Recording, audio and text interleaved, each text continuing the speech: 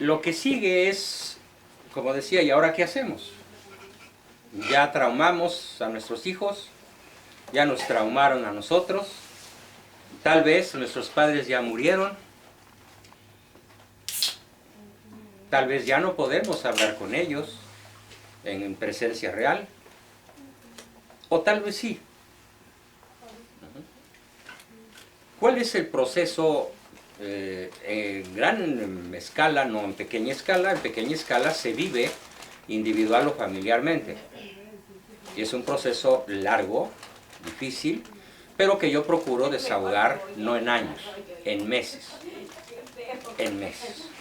Proponiendo ciertos objetivos terapéuticos que se pueden medir, evaluar, contar, sopesar, ver y llevar una gráfica de avance y retroceso. Básicamente consiste en abandonar para siempre los dos egoestados del padre que no tienen una A. O sea, abandonar el padre autócrata, padre-padre, y abandonar el padre-niño.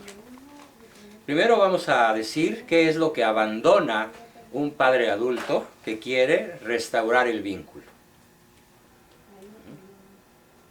Quiere restaurar el vínculo con un hijo rebelde, con un hijo enojado, traumado, agresivo. Leí yo hace unos días la biografía de uno de ellos que dice: con mi mamá todo, con mi papá nada, lo rechazo siempre. ¿Y por qué?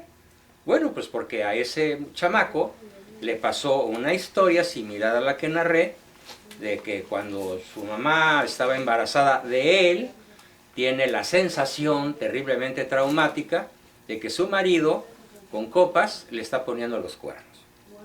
No digo que se los puso, digo que tuvo la sensación. Y a partir de esa brutal experiencia de la madre, el niño desarrolla a partir de esos instantes un rechazo absoluto a la figura masculina de autoridad. Bueno, entonces, ¿qué hacemos? Lo primero que hay que identificar es el padre-padre o padre autócrata y eliminarlo, tirarlo rápidamente o poco a poco al basurero de la historia. ¿Cuáles son las formas que vamos a eliminar en nuestra relación con nuestros hijos? No des órdenes. Olvídate de dar órdenes. No es que las órdenes sean malas, en sí mismas pueden ser buenas. Las órdenes per se pueden ser correctas, pueden ser lógicas, racionales, incluso necesarias, como tiende tu cama, vete a la escuela, ponte a estudiar, apaga la tele, no juegues en exceso juegos de internet y menos de violencia, como lo discutíamos hace un rato con una persona. Pero, ¿qué pasa si tú das órdenes? ¿Qué pasa si tú das leyes? ¿Qué pasa si tú das gritos? ¿Qué pasa si tú das consejos? Todo lo que huela a padre-padre. Chequen sus láminas a color, por favor. Vean la lámina donde está el caballero con su armadura, su lanza.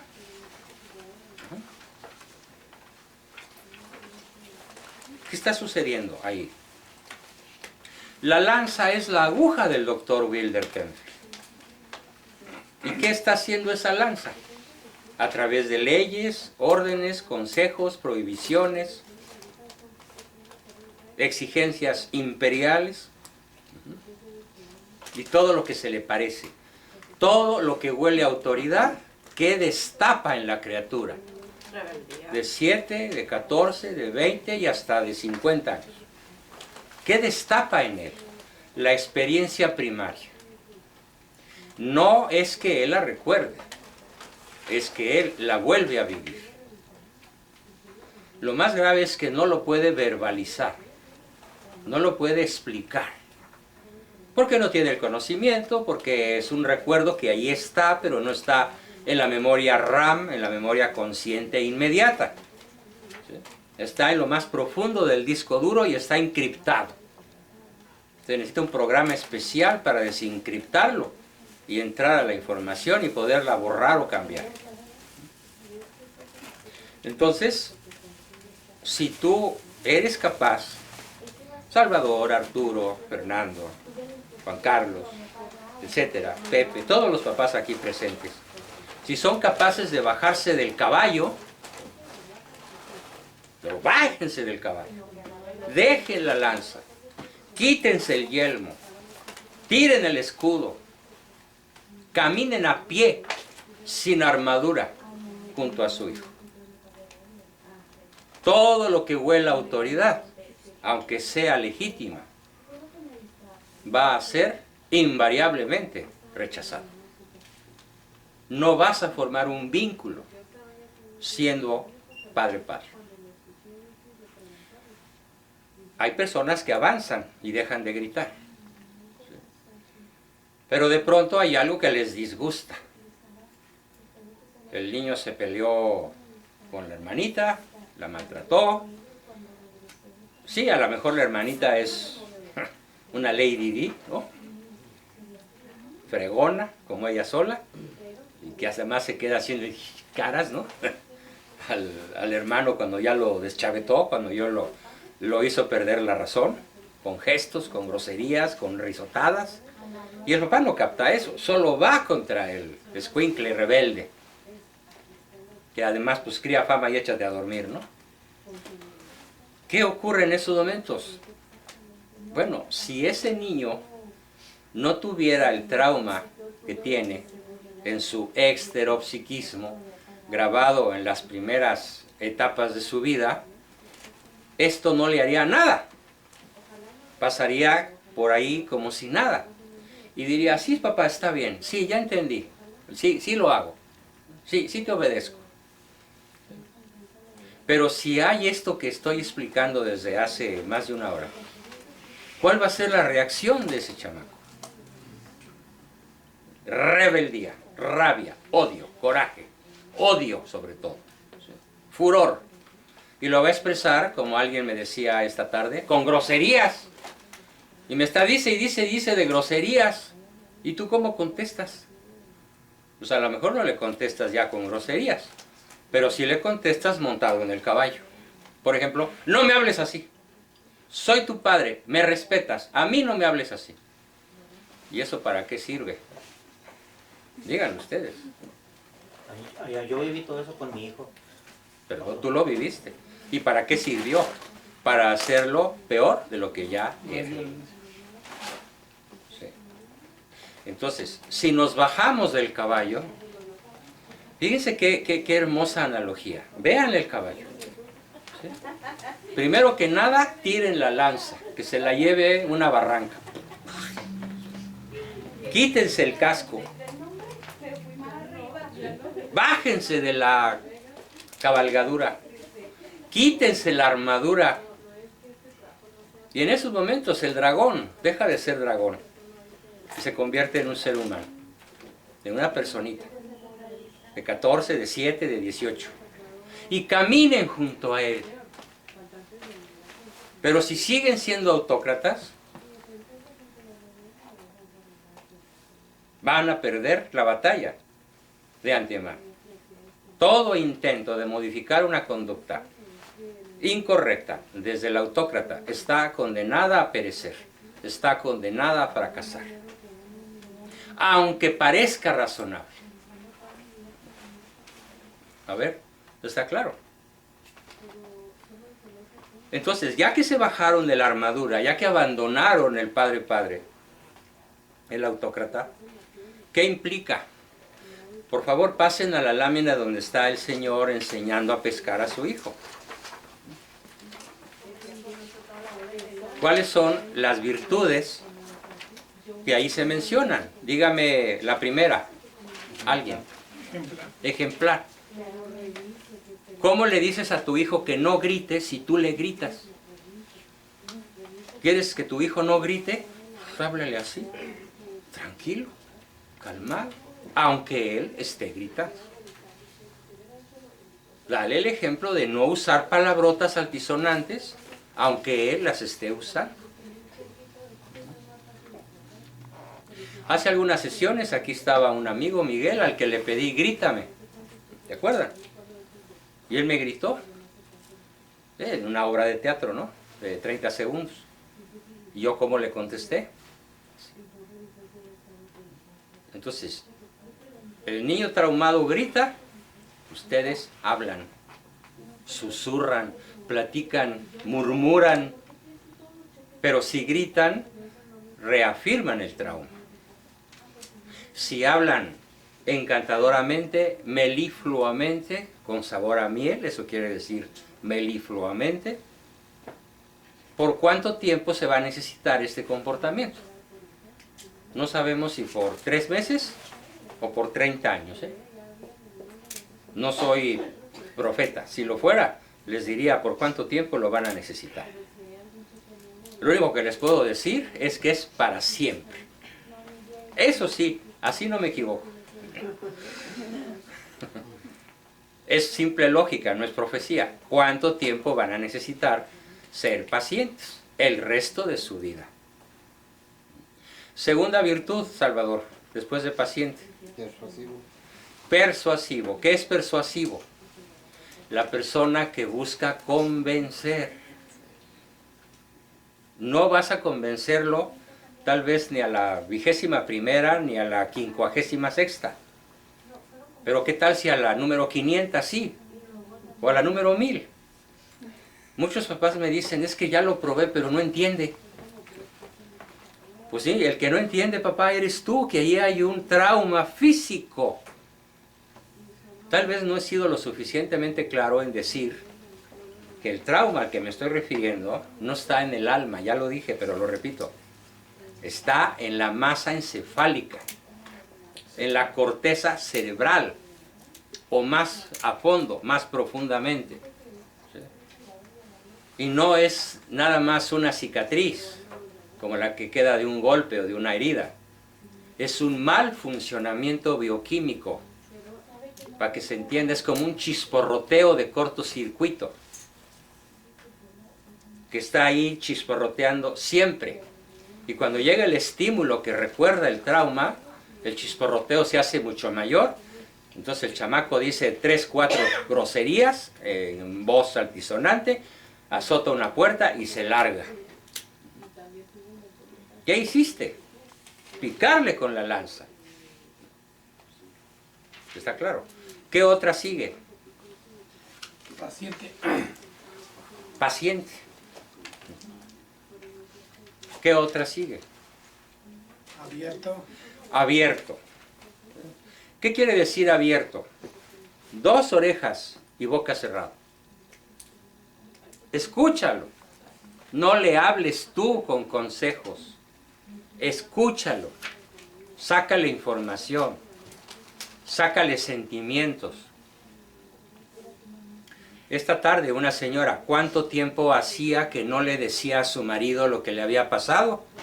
18 años, 15 años. A ella nunca se le ocurrió sacarlo y siempre lo trajo ahí. A él nunca se le ocurrió preguntar y ahí está esa sensación que causó ese violento trauma en su hijo, que ahora es un adolescente. Entonces, ¿qué más? Comprensivo. Comprensivo. Comprensivo. Como lo es Papá Dios con todos nosotros.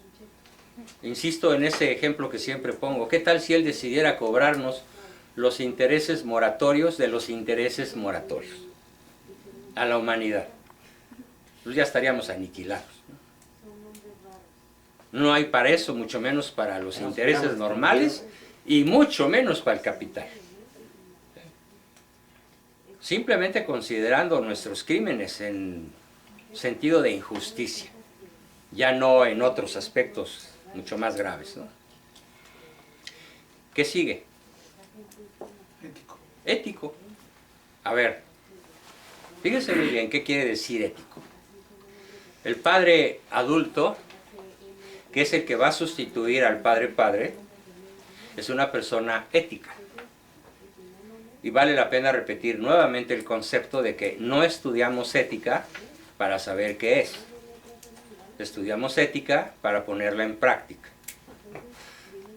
Si la ética es la parte de la filosofía, una ciencia, parte de la filosofía, que estudia y determina la bondad o maldad de los actos humanos libres en función de su último fin. Una cosa es buena si nos acerca a nuestro último fin. Una cosa es mala si nos aparta de nuestro último fin. Y ya quedamos en sesiones pasadas que nuestro último fin es conocer a Dios como Él se conoce, amar a Dios como Él se ama y nos ama, y conocer y poseer la creación entera como Dios la conoce y la posee. Conocimiento y posesión de Dios y de la creación a escala sobrenatural, a escala divina. Porque por la redención de Cristo fuimos elevados al orden sobrenatural. Cosa que ya he explicado en sesiones pasadas. Entonces, ¿cómo es el comportamiento práctico de una persona ética que hoy, esta noche histórica, quiere y puede resolver para siempre el problema del trauma de sus hijos? ¿Cómo es su comportamiento? ¿Cómo lo podríamos describir? Bueno, no importa que no se les ocurra, se los explico yo.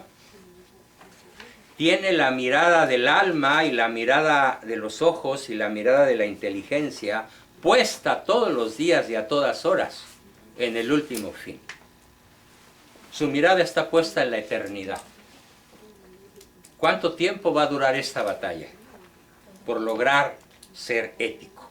Es decir, por lograr mi último fin, todos los días, instante a instante, del resto de mi existencia. Sin importar si el otro entiende, si el otro obedece, si el otro se va, si el otro se droga, si el otro se suicida, si el otro se larga, si el otro es el hijo más ingrato que yo conozca. Tú tienes la mirada puesta ¿en dónde? En Dios, en tu último fin. Y no abandonas ni por un instante esa visión trascendente de la existencia. Y si tu hijo traumado te ve dueño de esta visión y ser coherente con esa visión trascendente, lo más probable es que acabe cediendo. Como cedió San Agustín, por la coherencia de su madre. Entonces, no nos queda estar esperando que dentro de 3 meses o 6 meses la intervención profesional del doctor Abascal rinda frutos para siempre. No es mi intervención, es la de ustedes. Es esa visión, esa conducta cotidiana en la cual en vez de andar dando leyes, órdenes, procedimientos, consejos, castigos, gritos, insultos, golpes, autoridad, en vez de todo eso, vivo coherente con la mirada puesta en mi último fin. Y lo transmito aunque no sea con palabras. Lo transmito con mi estilo de vida.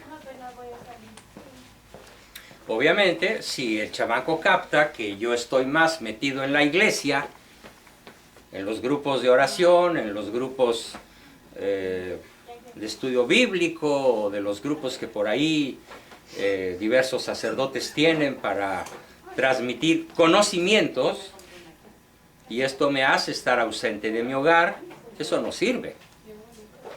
Lo que sirve es que estés con ellos, pero bajado del caballo, sin armadura ni lanza, ni escudo, ni penacho. Que estés al lado de ellos. Entonces, eso es ético. ¿Qué más dice? Técnico. Técnico. Algunos de ustedes lo tienen. Por ejemplo, tus hijos han dicho, mi papá para su trabajo es excelente. hace muy bien su trabajo. Eres un gran ejemplo de cómo haces tu trabajo. Nada más que no pierdas de vista que no trabajas para trabajar. Trabajas para sostener a tu familia. ¿Sí? No vives para trabajar, trabajas para vivir.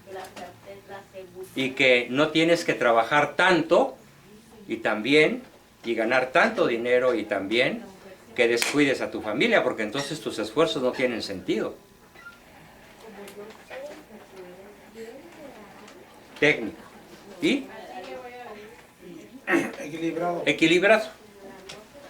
Equilibrado quiere decir que no exageras ni muy, ni tan. Tú mismo lo decías hace un rato, Arturo, que veníamos platicando. Las niñas llegan al catecismo y las checan de cómo van vestidas y se sienten aterrorizadas. ¿Eso es equilibrado? ¿Qué concepto van a tener de Dios? ¿Sí? Pues es el concepto pagano de un Júpiter tonante, ¿no? Y un Júpiter que echa rayos y manda al Hades a los humanos porque lo miraron feo. Entonces, no, allí no hay equilibrio. El padre adulto no es ni relajado ni estricto, es justo medio. Pero si se está fijando en la altura de la falda, ¿no? Y se está fijando en el cuello y en la manga y en el rímel, y está diciendo que ahí en eso hay un demonio que se llama impureza o falta de pudor, está en un extremo brutalmente exagerado y está trepado en el caballo del autócrata. Y de esta forma no va a educar, va a aterrorizar. Y por esa razón, el 80 o 90% de nuestros jóvenes, en todo el mundo, pero sobre todo en Estados Unidos y en Europa, abandonan la fe católica y se van con las sectas. Porque las sectas son muy permisivas, cada una a su manera. Aunque también hay sectas demasiado rígidas, ¿no? Bien, todo eso es lo que sí vamos a hacer. Pero hay otro personaje al que también vamos a abandonar. Pasen la lámina. Vamos a buscar la lámina que dice padre niño, inconsistente o manipulador. Sin embargo, antes de entrar a este punto, vamos a ver alguna pregunta sobre lo que llevamos dicho de qué vamos a hacer. ¿Alguna duda?